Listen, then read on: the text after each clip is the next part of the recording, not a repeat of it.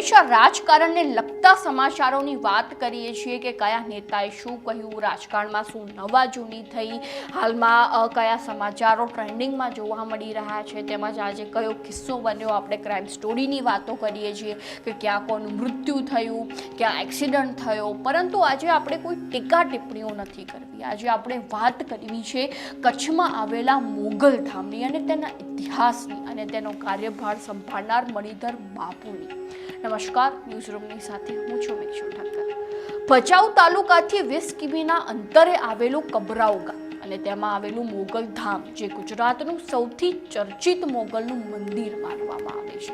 અને અહીંયા દૂર દૂરથી ભક્તો માના દર્શનાર્થે આવે છે, પોતાની મનોકામના લઈને આવે છે અને એક વિશ્વાસ લઈને આવે છે કે અમારી મનોકામના લઈને અમે મોગલ ધામ જઈશું તો અમારી મનોકામના ચોક્કસથી પૂરી થશે. અને માતાજીએ લોકોનો આ વિશ્વાસ પણ જાળવીને રાખ્યો છે અને માતાજી સમયાંતરે પોતાના પરચા અહીંયા પુરાવતા જ રહે છે. અને સૌથી મહત્વનું કે આ મંદિરની વિશેષતા એ છે કે અહીંયા કોઈ દાન લેવામાં નથી આવતું, કારણ કે આ મંદિરમાં રૂપિયાની લેવડ દેવડ કરવી તે પાપ માનવામાં આવે છે. અને આ ગુજરાતનું પહેલું મંદિર છે જ્યાં દાન લેવું તે પાપ ગણવામાં આવે છે. અને કદાચ ગુજરાતમાં જ નહીં પરંતુ સમગ્ર દેશમાં ક્યાંક આ પહેલું એવું મંદિર હશે જ્યાં દાન અંગે આ રીતની માનસિકતા રાખવામાં આવી હોય. છતાંય ભક્તો રાત્રિના સમય દરમિયાન અહીંયા દાન મૂકીને જતા રહે છે, કારણ કે તેમની પણ મા મોગલ અંગેની એવી અતૂટ શ્રદ્ધા છે, તેમના પર વિશ્વાસ છે કે ભાઈ અમે જ્યારે અમારી મનોકામના લઈને આવીએ છીએ ત્યારે માતાજી અમારી મનોકામના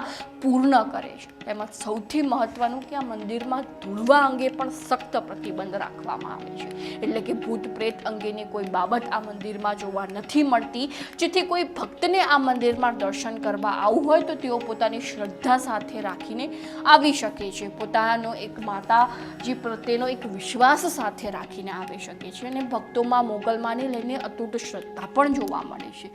ત્યારબાદ આપણે વાત કરીએ મણિધર બાપુની, તો તેમનું સાચું નામ છે શામંતભાઈ ગઢવી, જેઓ કબરાઉના એક નાનકડા ગામમાં રહેતા હતા અને અત્યંત ગરીબીના ઓથ નીચે તેમનું જીવન પસાર. તેમની વિશેષતા એ છે કે તેમણે અનેકવાર સાપે ડંખ માર્યો, પરંતુ તેમને તે ડંખની ખાસ કોઈ અસર જોવા મળતી જ નહીં. એટલે કે તેમને ડંખ માર્યા બાદ જે ઝેર શરીરમાં ઉતરવું જોઈએ, તેની અસર થવી જોઈએ, તે અસર તેમને જોવા મળતી જ નહોતી. અને તેમને સાપે માત્ર એક જ વાર ડંખ માર્યો હોય તેવું તો છે જ નહીં, તેઓ અનેક વખત સાપનો શિકાર બન્યા જ છે.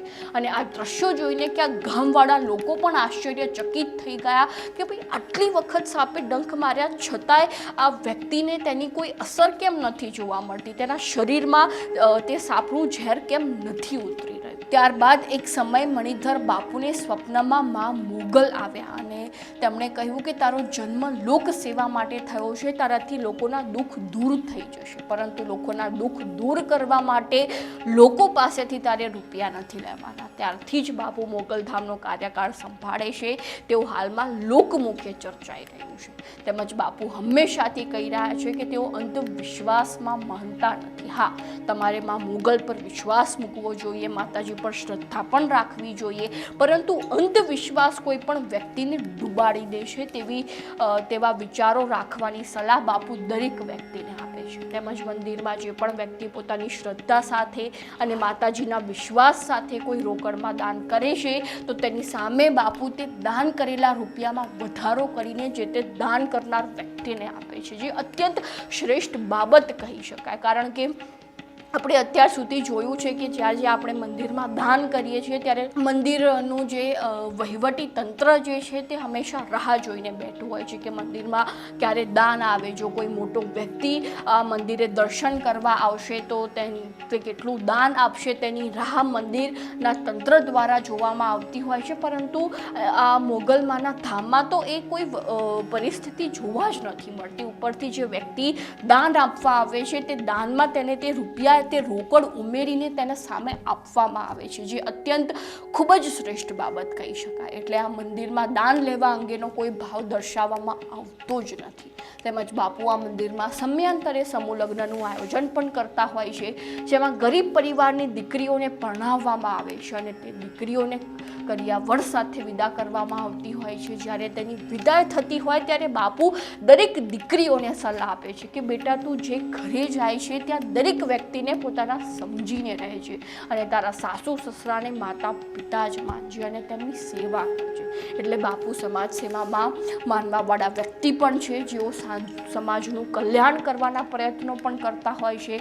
તેમજ તેમની પાસે લોકો પોતાના દુઃખ લઈને આવતા હોય તે સમયે બાપુ તેમની દુઃખ દૂર કરવાનું કાર્ય પણ કરતા હોય છે. અને થોડા સમય પહેલાં પણ તેમનું નામ ચર્ચામાં આવ્યું હતું જ્યારે સાળંગપુરમાં સંતોનો વિવાદ ચાલી રહ્યો હતો. તે સમયે સ્વામિનારાયણ સંપ્રદાયના બ્રહ્મસ્વામી સ્વરૂપ દ્વારા ખોડલમાં વિશે વિવાદાસ્પદ નિવેદન આપવામાં આવ્યું હતું. ત્યારબાદ બાપુનો રોષ સંત સામે જોવા મળ્યો હતો અને તેમના દ્વારા પણ નિવેદન આપવામાં આવ્યું હતું કે હરામનું ખાઈ ખાઈને એની બુદ્ધિ બહેર મારી ગઈ છે. તેમજ તેમણે વધુમાં કહ્યું હતું કે માં ખોડિયારનું તમે અપમાન કરો છો, હવે તમને હાંકી કાઢવાના છે, ખદેડી નાખવાના છે. અને ધર્મ સાથે રાક્ષસો ન બોલવાના બોલે ત્યારે માં ભેડી હોય છે. અને આ રાક્ષસ કોઈ બોલી ગયો છે તો 20 થી 50 માણસો જઈ અને બહાર કાઢીને ઠસેડો અને ખાખરાની ખિસોલી આંબાનો રસ શું જાણે, અને તમે તો હરામનું જ ખાઈ રહ્યા છો અને જેટલા પણ આવા રાક્ષસો છે એને ખદેડવાના છે. તે સમયે બાપુનું નિવેદન પણ ખૂબ જ ચર્ચાનો વિષય બન્યો હતો.